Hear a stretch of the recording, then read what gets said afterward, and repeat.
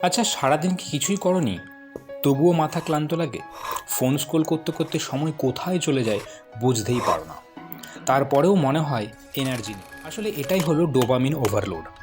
ছোট ছোট আনন্দ যেমন ফোন, ভিডিও, স্ন্যাক্স তোমার ব্রেনকে বারবার ইনস্ট্যান্ট হ্যাপি বানাচ্ছে, কিন্তু ধীরে ধীরে তোমার ফোকাসকে শেষ করে দিচ্ছে।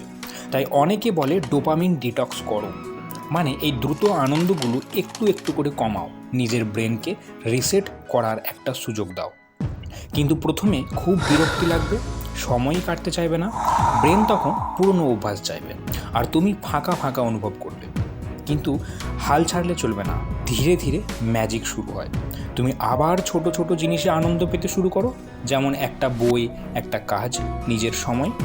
তাই হ্যাঁ, ডোপামিন ডিটক্স কিন্তু কাজ করে।